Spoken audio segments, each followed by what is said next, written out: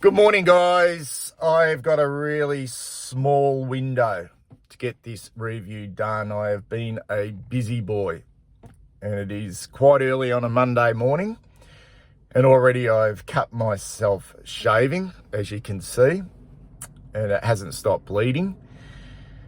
And there are planes flying above me where I'm trying to do this review, so I want to make sure it just takes the one take to get this done. So let's go. Let's get one thing straight here. Vossi went into this senior job in 2021 with his eyes wide open. I'll repeat that. He went into this job in 2021 with his eyes wide open. When he took on this job, when he was handed the keys to this job, given the responsibility, after what we were told was a long and exhausting process to find the right man, where there were other candidates, worthy candidates, which we were told, Voss was well aware of this list. There is no way in the wide world that he would have gone into that interview and said, I believe this list isn't good enough.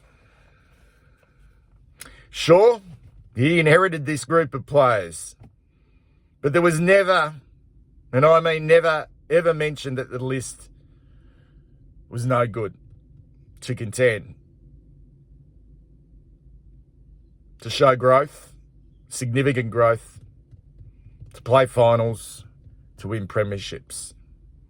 In fact, right from the beginning, there was no such messaging. No such messaging that he needed time, needed a lot of time. And we needed to work on this list. David Teague was sacked because he wasn't getting the best out of this group. He was sacked.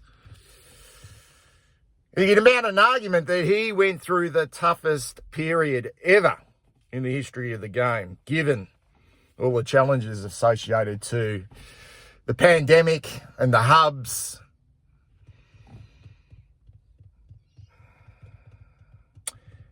See, the senior coach, based on the performance of the team, should be the most powerful and influential figure in the football club. Hardwick, Clarkson, Chris Scott, Goodwin, and now McRae are all testament to that. I'm not buying the players aren't good enough and the theories of some out there, and there's a lot out there who are saying this is on the players. I'm not buying it. Or what I mean about that is I'm saying that I'm not using it as an out or an excuse for both Voss and the administrators who selected him as our senior coach. It doesn't work that way, unfortunately. The senior coach has to be, and I repeat, has to be holistic in every aspect. Every aspect. They can't just be good or strong in just one area. They need to have a complete skill set. We'll just name a few things here. They need to be shrewd, have tactical nous. They need to think outside the box, be innovative, be proactive rather than reactive, be loyal and feisty, combative, sharp. They need to build culture through strong leadership. But most of all, they need to have that charisma, that X factor to inspire, to get the best out of what they have got. And right now, round 9 of 2023, after another loss against the Western Bulldogs, we are floundering. And let's make no mistake here, guys. We should be better. We should be better.